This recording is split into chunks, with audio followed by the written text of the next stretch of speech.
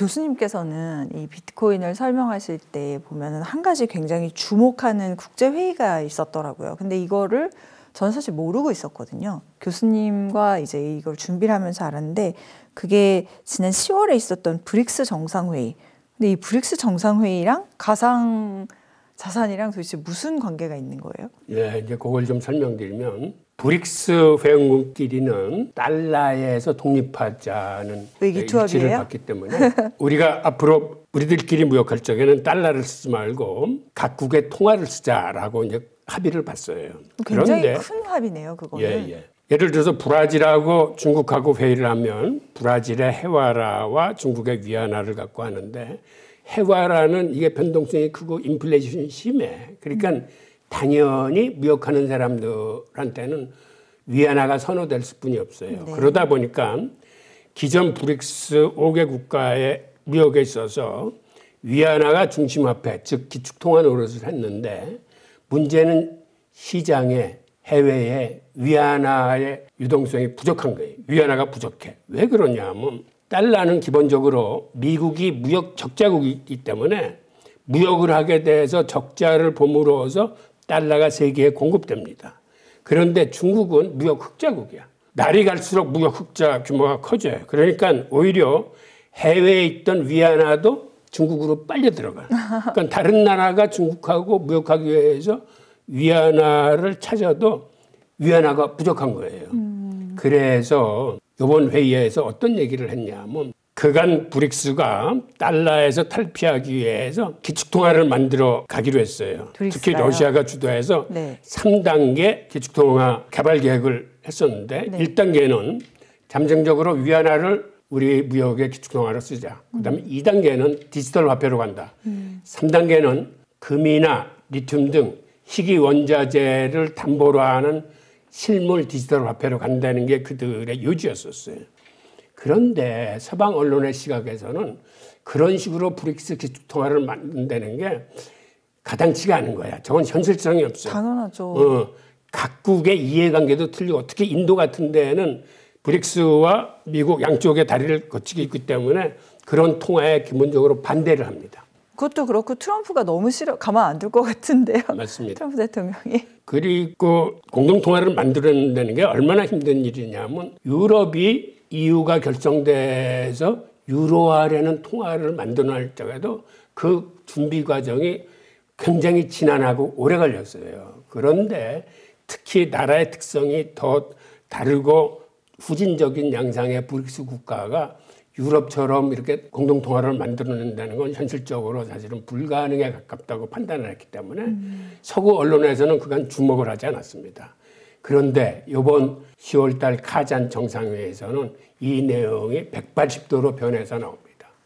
어떤 내용이 나오냐면 네. 그들이 일단은 유동성이 부족하니까 우리가 무역통화를 만들어서 쓰자. 그러니까 기존의 기축통화는 이제는 포기한다. 대신에 무역통화는 각국이 자국의 화폐를 쓰되 우리가 무역할 때, 무역 정산할 때만 쓰자라고 해서 브릭스 유닛이라는 무역통화 논의가 본격화됐습니다. 그리고 브릭스 유닛은 어떻게 만드냐 하면 금을 40%를 담보물로 하고 신청국가나 브릭스 플러스, 즉 브릭스 플러스라면 지금 9개국인데 그 통화들의 가중치인 브릭스 통화 가중치를 60%, 금 40, 통화 바스켓 60% 기준의 실물 디지털 화폐를 만들자라고 지금 논의가 되고 있어요.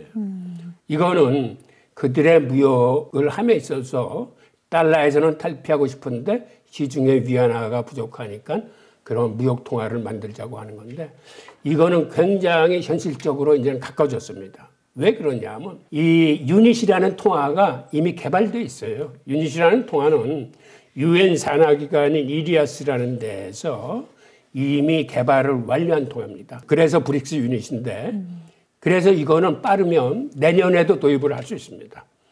이렇게 브릭스가 빠르게 전환을 했다는 사실이 굉장히 중요하고 이게 왜 중요한 거예요, 교수님? 그러니까 이게 무역 통화가 근본이 디지털 화폐가 나오면 네.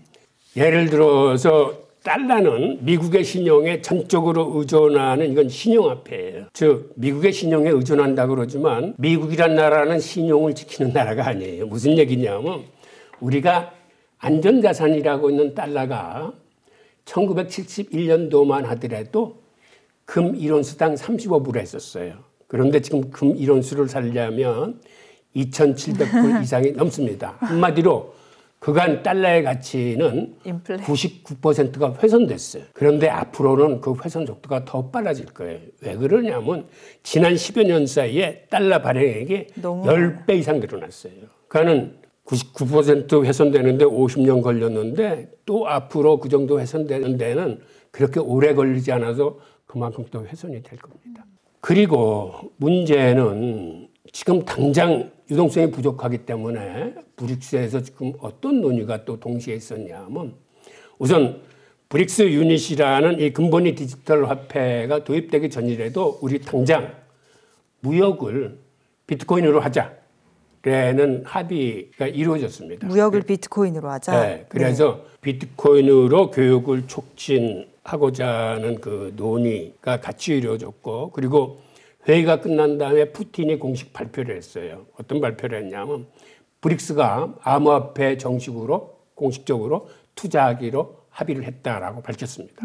그래서 앞으로는 브릭스 국가들이 비트코인으로 무역하는 그러한 시대가 올 겁니다. 그러면 실제로 그동안에는 비트코인이 경제학 이론에 맞지 않는다라고 할 때 이게 뭐 화폐로서의 기능이 거의 없다. 그다음에 뭐 그걸로 표시된 통화가 없다. 막 이런 얘기들을 많이 했는데 그게 조금 힘을 잃고 어쨌든 무역으로 쓰이는 통화가 되면은 용처가 생기는 맞습니다. 거죠. 처음에는 이게 교환 매체로서의 기능이 없고 변동성이 심하고 등등의 이유로서 화폐로 쓰지 못할 거라는 얘기에 논쟁이 많이 붙었었는데 엘살바도르 같은 나라가 비트코인을 법정 화폐로 쓰기 시작하면서 이미 엘살바도르에는 그 비트코인 ATM 기기라거나 비트코인가 실물 사회에서 거래되고 교환되고 결제되는데 전혀 문제가 없어요. 그러니까 그런 식으로 비트코인이 이제는 통화의 반열에 올라와서 이렇게 쓰이고 있는데 브릭스 국가들이 무역 통화로서 비트코인을 쓰게 된다면은 다시 한번 비트코인의 장세에 크게 영향을 미치게 될 겁니다. 이미 하자라고 합의를 받고. 네. 왜 그러냐면 그들이 무역을 해야 되는데 시중에 위안화가 없으니까 그렇다고 달러는 쓰기 싫으니까 그들이 비트코인은 쉽게 살 수 있고 그러니까 러시아는 그래서 어떤 태도를 취했냐면 러시아도 자본 유출을 막기 위해서 그간 채굴이나 암호화폐 산업의 일체를 금지시켜 놨어요. 그런데 이번 회의가 끝나고 11월 달에 채굴을 합법화시켰습니다. 그런데 과거에 이걸 금지시켰을 때는 이 비트코인 때문에 자본 유출이 된다라고 금지를 시켰거든요. 그래서 그 문제를 풀기 위한 묘안으로 이들이 뭐를 생각해냈냐면 채굴업자들한테 당신들이 채굴한 비트코인을 국내에 팔지 말고 러시아 상품을 수입하고자 하는 수입산들한테 팔아라. 그리고 국내에는 팔지 않음으로써 즉 부호들의 자본 유출은 지금 금하고 있는 상태를 계속하고 이거를 해외 수입상들한테 팔아서 이걸 가지고 교육을 좀 더 부드럽게 윤활유 역할을 하게 지금 만드는 겁니다. 근데 그러면 진짜 궁금한 게 있죠. 이게 이제 만약에 트럼프 대통령 행정부 때에 일어난다고 하면은 미국이 진짜 가만히 있을까요? 그래서 얼마 전에 트럼프가 다급해서 본인의 SNS에 뭐라고 올렸냐면 브릭스 국가들이 달러에 대한 대안을 찾거나 다른 통화를 이용해서 달러에서 벗어나려고 하면 100% 관세를 때리겠다고 했어요. 그리고 그렇게 되면은 미국이라는 훌륭한 시장을 그들은 잊어버리게 될 것이다 라고 얘기하면서 달러에 대한 대안을 찾지 않겠다고 약속해달라. 그렇지 않으면 100% 관세를 때리겠다라고 엄포를 놨네요. 엄포를 놨는데 그 배경이 바로 이 브릭스 회의. 그러면 그 엄포가 어떻게 좀 효과가 있을까요? 어떻게 될까요? 그건 이제 두고 봐야 돼요. 왜 그러냐면 러시아나 이란은 이제는 다 잃어서 잃을 게 없어. 그러니까 미국의 스위프트 시스템에도 차지 안 하고 그다음에 비자나 마스터카드 같은 것도 다 철수시켰고 그다음에 외환보유고도 압류시켰을 뿐만 아니라 심지어는 부호들의 개인 재산도 다 압류했어요. 사실은 이건 사유재산은 자본주의의 근간이기 때문에 이런 건 건드리면 안 되는 건데 제가 보기에는 이건 미국의 악수예요. 즉 부메랑 효과를 지금 미국이 받는 겁니다. 이렇게 함으로써 이러한 사태를 당했던 이란이나 러시아는 이제는 잃을 게 없기 때문에 그들은 이걸 추진할 거예요. 그리고 이번에도 회의에서 인도는 반대를 했어요. 그런데 합의문에 이렇게 쓰여져 있어요. 이거는 강제적인 게 아니고 선택할 수 있기 때문에 원하는 나라들이 참여를 할 수 있다라고 그래서 일단 원하는 나라는 지금 이제 시작할 가능성이 더 커졌습니다. 커졌어요. 문제는 중국인데 가장 큰 중국이 어떻게 움직이는 게 이제 관전 포인트예요. 네. 과연 원칙적인 의미에서 중국은 지지를 했습니다. 그런데 미국의 100% 관세를 때리겠다는 게 현실화될 가능성이 있으면 중국으로서는 쉽게 이쪽에 가담하지는 못할 거예요. 네. 그러면서 이제 러시아가 이렇게 자세 전환을 했기 때문에 중국도 특별한 자세 전환을 하지 않더라도 그들이 밀채굴이나 밀거래는 앞으로도 계속 묵인할 가능성이 커졌어요. 알겠습니다. 교수님께서 이렇게 크게 관심을 두고 계신 이 회의가 왜 많이 알려지지 않았었을까요? 일단 서구 언론이 과거의 시각에서 브릭스 정상회의를 봤기 때문에 크게 관심을 안 뒀던 것 같고, 그 다음에 그 핵심 의제들을 제대로 파악하지 못하지 않았나 하는 생각이 듭니다. 어떤 의제들이 있었는데요? 그러니까 이번 회의의 의제는 이겁니다. 한마디로 하면 이제는 브릭스 몸집이 커졌어요. 작년에 5개국에서 4개국이 더 들어와서 이제 9개국이 됐습니다. 그런데 9개국의 경제 규모가 어느 정도냐면 세계 인구의 45%예요. 그리고 세계 GDP의 3분의 1이 넘습니다. 그래서 경제 블록으로서는 이제는 가장 큰 집단이 됐어요. 이렇게 집단적 경제력이 커지니까 이제 브릭스가 지향하는 거는 이제는 서구가 주도하는 통화금융 시스템에서 우리 독립하자라는 게 이번에 핵심 의제입니다. 그럼 그들이 어떻게 독립을 하겠다라는 얘기를 했냐면 주요 내용들을 보면 아까 말씀드린 무역 통화로서 브릭스 유닛을 만들자. 또 하나는 스위프트 시스템에 대항할 수 있는 그들의 결제 프로그램인 브릭스 브릿지라는 결제 플랫폼을 만들자. 또 하나는 과거 5개국이었을 때의 CBDC를 표준화시켜서 만든 결제 시스템이 있는데 그거를 신용카드를 대신할 수 있는 지불 시스템으로 한 단계 더 진화시키자. 그 다음에 증권 거래나 예탁 결제 같은 것들이 서구 중심으로 돌아가고 있는데 차제의 브릭스 내에 증권 거래 청산소를 만들자.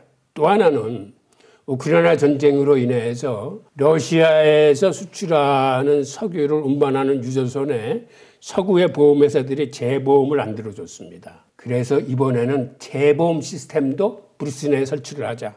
또 하나는 신용평가사도 우리가 서구의 신용평가사에 시달리는데 우리 자체의 브릭스 내의 신용평가사도 만든다. 하여튼 이런 일련의 흐름이 서구의 통화금융 시스템으로부터 차제에 독립하자는 게 핵심 요건인데 네. 이 방법들을 취함에 있어서 굉장히 현실적인 방법을 택했습니다. 그러니까 과거에 러시아가 주도했던 3단계 기축통화는 이제는 폐지한다.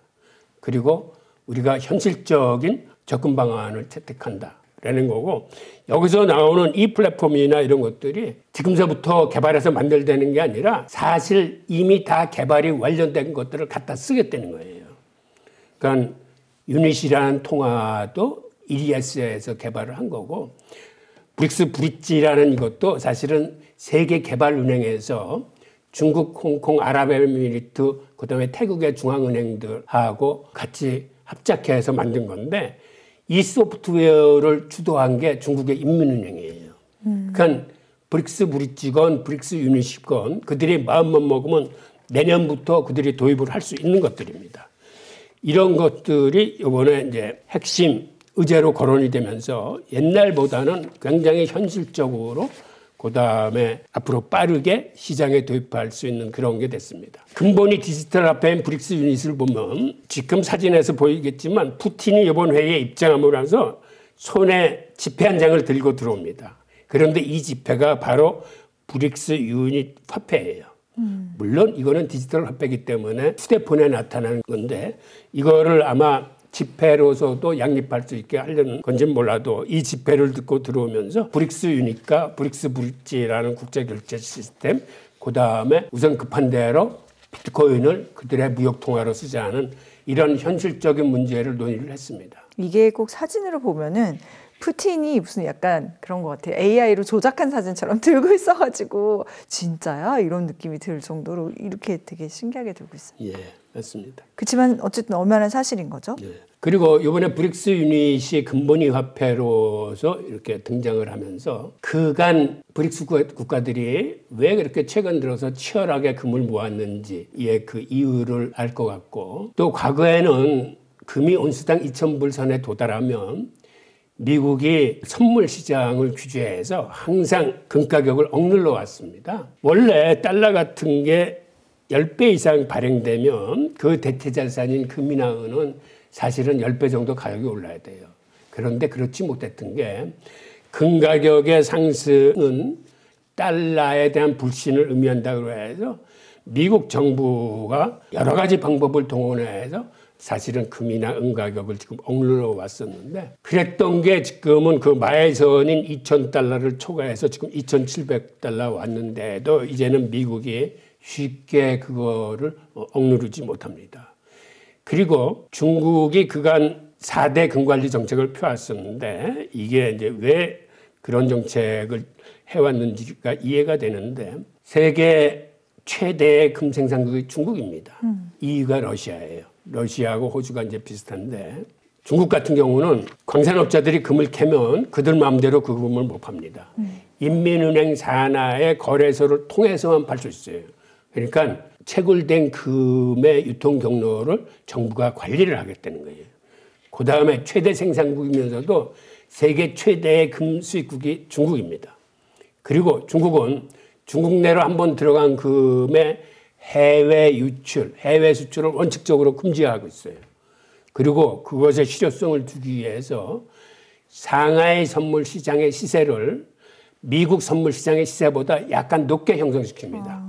그러니까 다른 사람들이 오히려 금을 빼내서 외국에 팔면은 손해보는 그런 시스템을 만들어 놨어요. 그래서 중국으로 한번 들어간 금은 바깥으로 빠져나오지 못하는데, 그간 중국도 그렇고 이 브릭스도 그렇고 이런 근본위 화폐에 대한 공감대가 일찍서부터 형성이 돼서 그들이 금을 이렇게 이제 매집한 게 아닌가라는 생각이 듭니다. 그러면 교수님께 사실 금 관련해서도 요즘에 뭐 당연히 가상자산에 대한 관심 많지만 금에 대해서도 지금 전고점을 돌파하고 굉장히 가격이 많이 올랐지만 앞으로 더 오를 거다. 이게 시작이다. 이런 그렇죠. 이제 브릭스 유닛이 본격적으로 그들이 통화가 된다면 브릭스가 IMF나 세계은행에 대항해서 신개발은행이라는 걸 만들었어요. 그 개발은행이 앞으로 이 브릭스 유닛을 4조 달러 상당을 보유하겠다라는 플랜을 발표했습니다. 4조 달러가 얼마나 큰 금액인지 감이 잘 안 잡히실 텐데요. 미국 연준이 발행한 본원통화 발행액, 즉 달러의 발행액이 7조 달러입니다. 그러니까 4조 달러는 엄청나게 많은 금액인데 앞으로 4조 달러의 40% 정도 되는 금을 그들이 담보로 갖고 있으려면 브릭스가 앞으로도 계속 금을 수입해야 되니까 네. 지금의 장세가 더 지속된다고 봐야 되는 거죠. 금도 비트코인처럼 오를 수 있는 여력이 충분하다. 비트코인은 상승세가 너무 가파라서 네. 금이 그런 식으로까지 치솟지는 못할 테지만 꾸준한 우상향 상승세, 네. 조정을 받더라도 소폭 조정을 받으면서 꾸준히 계속 올라가는 올라가는. 이런 모습을 아마 보이게 될 겁니다. 네. 그다음에 러시아는 1월 1일부터 가상자산의 무역 결제를 원칙적으로 허용하는 법안을 발표했어요. 그러니까 기업들이 이제는 당국의 허가를 받지 않더라도 비트코인을 가지고 무역 거래를 할 수 있습니다. 그리고 위안화와 연동된 스테이블 코인의 개발 가능성도 있습니다. 지금 서구에서는 달러와 연동된 스테이블 코인이 있는데 앞으로 브릭스 내에서는 위안화 연동 스테이블 코인이 나올 가능성이 있고, 또 하나는 브릭스 플러스 통화 바스텍하고 연동된 그런 스테이블 코인의 개발 가능성도 거론되고 있습니다. 문제는 러시아는 이렇게 발빠르게 전환을 하고 있는데 중국이 어떨지는 우리가 계속 주목해야 되는 이제 관전 포인트고,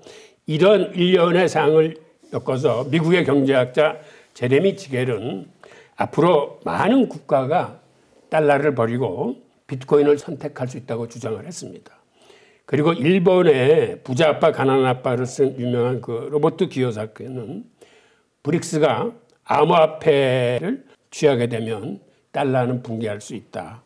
지금 비트코인을 사라. 근데 교수님 이게 왜 이렇게 와닿지가 않을까요? 그러니까 되게 심각하고 중요한 얘기, 진짜 흐름을 바꾸는 얘기잖아요. 근데 보면은 많은 국가가 결국 달러를 버리고 비트코인을 선택할 수도 있다고 주장. 이거는 어느 정도로? 이거는 이렇게 이해를 하시면 돼요. 미국이 비트코인을 이제 전략자산으로 비축하기 시작하고 브릭스가 미국 통화로 비트코인을 매집하기 시작하면 이제는 거대한 어떤 경쟁이 붙는데, 예를 들어서 세계 각국의 주요 국들은 외환 보유고에 금을 엄청 담고 있습니다. 금은 갖고 있어도 이자 한 번 붙지 않는데 네. 오히려 미국채를 갖고 있으면 이건 매달 이자가 붙는 거예요. 그럼에도 금을 그렇게 많이 보유하고 있는 이 현상은 그게 여태까지는 일종의 전략 자산이었어요. 근데 금의 자리를 대신해서 앞으로는 비트코인이 각국의 전략 자산이 될 수 있는 거예요. 그러니까 미국이 전략 자산을 채택을 하면 다른 나라들도 그거를 얘기한 경제학자가 있었어요.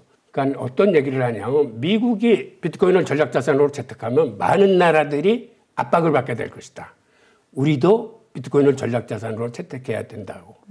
그렇게 되면 비트코인 가격이 50만 달러까지 뛸 수 있다라고 전망한 전문가도 있습니다. 10만 달러대에서. 예. 그러니까 이런 사실을 감지하고 트럼프가 다급하게 SNS로 경고를 한 겁니다. 네, 중국이 교수님 보시기에는 진짜로 뭔가 이렇게 도모를 해서 미국에 맞서려고 하고 있다라고 보여주세요. 왜냐하면 이제 패권과 비트코인 뭐 이런 얘기도 많이 하잖아요.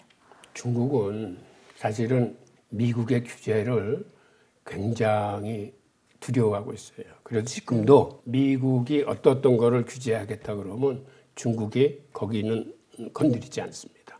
그래서 지금 러시아에 대한 저렇게 강하게 제재를 하면서 했을 적에 미국이 러시아하고 접촉하는 업체들한테는 불이익을 주겠다고 그랬을 때 중국이 거기에 참여하지 않고 심지어는 러시아에 있는 어떤 것들은 철수를 해라라고 그랬을 때 중국이 미국 말을 들어요. 지금은. 그러니까 지금 중국으로서는 미국에 대항해서 미국의 규제의 틀에 잡히면은 나름대로 심각할 수 있다라고 생각을 하는 거예요. 그래서 이렇게 미국이 강하게 나왔을 적에 중국의 태도가 회의에서는 공식적인 지지를 선언을 했는데 실제적으로 행동에 합류를 할 수 있을지는 그거는 아직은 의문이에요. 그건 또 큰 변동 요인이네요. 만약에 중국이 실제로 그렇게 합류를 안 하겠다고 해버리면 힘이 많이 빠질 거잖아요. 그렇죠. 근데 과거에도 중국은 사실은 이 문제들을 주로 러시아가 주도를 해왔어요. 그리고 중국은 어떤 의미에서 러시아가 주도하는 기축통화 같은 거는 잘 안 될 거라고 생각해서 사실은 중국 상하이 협의회라는 게 있습니다. 그래서 중국은 2022년도만 해도 어떤 얘기를 했냐면 상하이 협의체를 통해서 우리가 새로운 결제 시스템을 만들자라고 그래서 러시아하고는 조금 이렇게 엇박자를 맞췄어요. 그러다 이번에는 하여튼 이러한 제반 협의사항에 원칙적인 지지를 중국이 표명을 했어요. 그리고 중국이 제가 보기에는 제대로 힘을 갖출 때까지는 미국의 정면으로 도전하는 행위는 지금은 안 하고 좀 완전을 힘을 갖춰줘서 이제는 시기가 왔다 그러면 아마 중국이 대담하게 반기를 들 가능성도 있습니다. 우선 세계 무역 네트워크 자체가 네. 이제는 완전히 중국 위주로 편성이 되고 있어요. 미국이 몇 년 전만 해도 디커플링 전략을 쓰겠다라고 해서 공급망 재편을 얘기했었는데 지금은 그 얘기가 쏙 들어갔습니다. 그 이유는 추진을 해봤더니 미국 편에 줄 서는 나라보다는 중국 편에 줄 서는 나라들이 훨씬 많아요. 그러니까 실용주의를 채택하는 제3세계나 글로벌 사우스, 즉 남반구에 있는 개발도상국은 최중국 편입니다. 그 이유는 중국을 최대 교육국으로 갖는 나라의 숫자는 이미 4년 전에 140개국이 넘었어요. 그런데 미국을 최대 교육국으로 갖는 나라는 40개 남짓뿐이 안 됩니다. 그러니까 압도적인 차가 나고 지금 이 지도에서 보이는 것처럼 이 빨간색으로 보이는 게 이게 네. 중국하고 네. 교류하는 나라들이고 미국하고 교류하는 청색 나라들은 몇 개 안 되고 유럽은 자기들끼리 독일을 중심으로 해서 독일을 최대 교육국으로 하고 있어요. 그러다 보니까 미국 중심의 네트워크는 생각보다는 이제는 굉장히 왜소해졌습니다. 그런데 여러분들도 아시다시피 세계 기축통화라는 건 결국 무역 통화, 무역에서 쓰이는 통화가 결국은 기축통화로 가는 거거든요. 그런 의미에서 생각보다는 위안화가 빠른 속도로 지금 세계 점유율을 자랑하는데 우리가 보는 지금 세계에서 위안화 비중이 한 4, 5%뿐이 안 된다는 건 이미 5년 전 자료일 뿐만 아니라 이건 스위프트 시스템에서의 비중이에요. 사실은 이미 중국은 CIPS라는 위안화 국제결제를 쓰고 지난해 3월 기준으로 중국의 대외 결제, 즉 무역 결제나 자본 결제는 달러보다 이제는 위안화 비중이 많아졌습니다. 네. 지금 보이는 이 그래프가 위안화 비중이 달러의 비중을 추월하게 된 게 2024년 3월인데 이건 앞으로도 더 빠른 속도로 위안화 비중이 높아질 겁니다. 그리고 얘기 나온 김에 아주 중요한 얘기가 있는데 페트로 달러의 균열이 시작됐어요. JP모건 등의 자료에 따르면 2023년 지난해 전 세계 원유 거래의 5분의 1이 달러 외 통화로 거래되었다라고 지금 분석되고 있습니다. 중국의 시진핑이 2022년 말에 사우디아라비아를 방문했을 적에 거기에 아랍 국가들이 최 모여서 같이 회의를 할 때에 중국이 어떤 얘기를 했냐면 중국이 지금 세계 최대의 원유 수입국인데 앞으로 중국에 파는 원유는 위안화로 거래하자고 제의를 했습니다. 그리고 이미 러시아를 비롯한 몇몇 나라는 중국과 거래하면서 석유를 팔고 위안화를 받아가고 있습니다.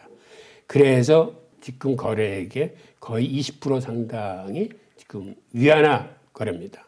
게다가 올해 어떤 일이 벌어졌냐면 지금 보이는 사진이 1973년도에 키신저 당시 외무부 장관이 사우디아라비아의 국왕을 찾아가서 반협박 반 저걸로 이제 비밀 협상을 합니다. 어떤 얘기를 했냐면 우리가 당신 나라와 당신의 정권을 보장해 주겠다. 미국이. 대신 오펙은 앞으로는 달러로만 석유를 팔아달라라고 합의를 함으로써 그 당시 닉슨 쇼크로 인해서 아수라장이 됐던 국제 외환시장에서 다시 달러가 기축통화로서 복귀할 수 있었던 게 바로 이 협정 때문입니다.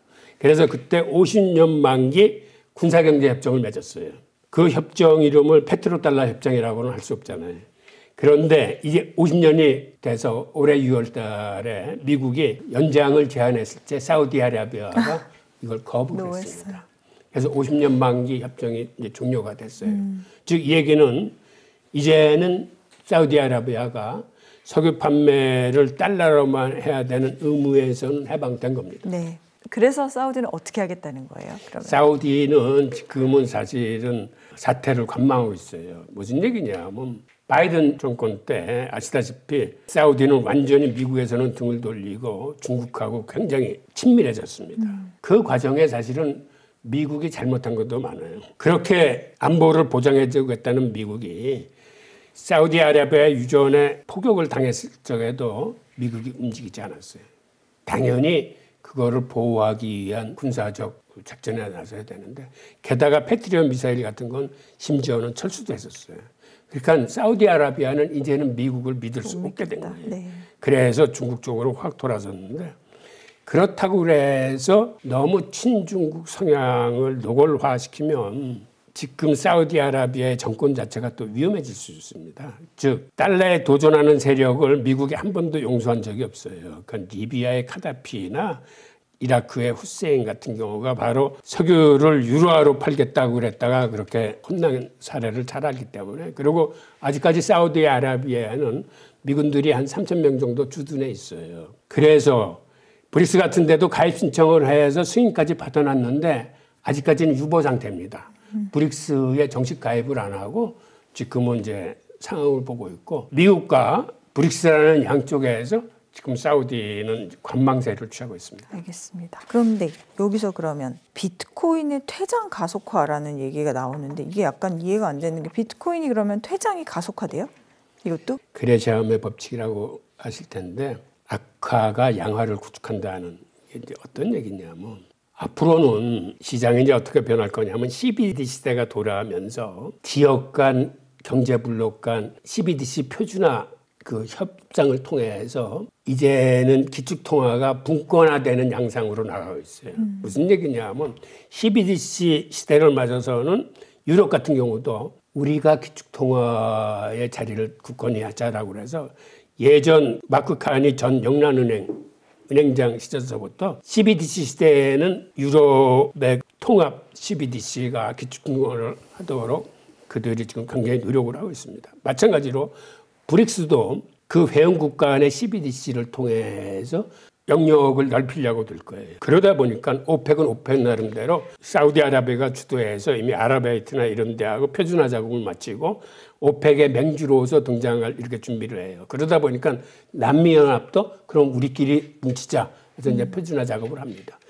사실은 아시아권에서도 중국이 우리한테 우리도 표준화 작업을 하자라고 이제 제의를 한 바 있어요. 같이. 예. 그런데 이제 지금 그 가능성은 어떻게 진행되는지 모르겠는데 아마 CBDC 추진 방향이 틀리기 때문에 그거는 쉽지는 않을 것 같은데 하여튼 이런 식으로 CBDC에 들어오면서 기축통화는 분권화됩니다. 게다가 이제는 법정통화인 달러와 같은 지폐는 거의 사라지면서 디지털 화폐 시대가 되는데 그러다 보니까 법정통화, CBDC, 미국 같은 경우는 CBDC가 아닌 달러와 연동된 스테이블 코인, 비트코인 이 통화 종류 자체가 다양화되면서 서로 간에 치열한 경쟁을 하게 될 거예요. 하여튼 그런 과정에서 자연스럽게 소비자들이 선호하는 화폐가 등극을 하게 되면서 세계화폐 자리를 꿰차게 될 텐데 즉 그렇게 되면 이제 어떤 현상이 벌어지냐면 나한테 달러도 들어오고 비트코인도 들어온다 그러면 제가 어느 돈을 쓰겠습니까? 인플레이션이 발생하고 가치가 훼손되는 달러를 쓰고 네. 앞으로 가치가 상승할 것이라고 생각하는 비트코인은 개인 지갑으로 들어가는 거예요. 그런데 이게 이미 세계 암호화폐 거래소에서 이런 현상이 급격하게 이루어지고 있습니다. 3년 전만 해도 세계 암호화폐 거래소의 비트코인 물량이 한 330만 개 정도 있었어요. 그런데 지금은 80만 개가 줄어들어서 한 250만 개 정도 있어요.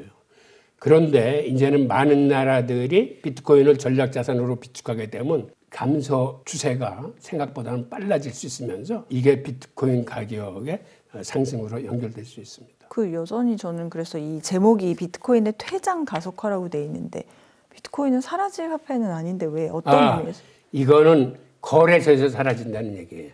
유통 물량이 사라지고 개인 지갑으로 다 들어간다는 얘기예요. 그러니까 비트코인을 산 사람들은 이제는 팔지 않고 장기 투자를 위해서 거래소에 놔두지 않고 그거를 빼서 개인 지갑으로 옮긴다는 얘기입니다. 그거는 왜 그런 거죠? 제가 그 시스템을 대충은 들어봤는데 일단 거래소에 놔두면 네. 해킹당할 염려도 있어요. 주로 해킹은 거래소에 일어나고 그다음에 팔 생각이 없는 사람들은 내가 이거를 10년, 20년이고 장기 투자를 하겠다는 사람은 거래소에 놔둘 이유가 없어요. 억지로 잊어버리는 환경을 만들어주는. 그래서 그 사람들은 개인 지갑으로 옮깁니다. 그런데 지금도 전체 물량 중에서 85%는 개인 지갑으로 옮겼어요. 그리고 15% 정도만 거래소에 나와 있어요. 그러니까 거래소에 나와 있다는 건 팔 의향이 있다는 얘기인데 앞으로 팔 의향이 있는 물건들은 점점 줄어들고 이게 개인 지갑으로 더 많이 옮겨지게 될 거예요. 진짜 옛날에 막 10년 동안 잊어버리고 있다가 꺼내봤더니 엄청 놀랐다 막 그렇게 맞습니다. 만들기 위해서 일부러 그런 환경을 만드는 거라고 볼 수도 있겠네요. 진짜 양자 컴퓨터가 등장하면 블록체인은 무력화될 수도 있나요? 맞습니다. 양자 컴퓨터는 연산 속도가 워낙 빠르기 때문에 지금의 암호 산업 전체가 다 타격을 받게 될 거예요. 비트코인의 이 블록체인 기술을 해킹하기 위해서는 앞으로 시간이 빨라야 10년, 늦으면 한 20년 후에나 가능하다라는 이런 전망들이 있어요. 그렇게 되면 창과 방패의 싸움이 될 거예요.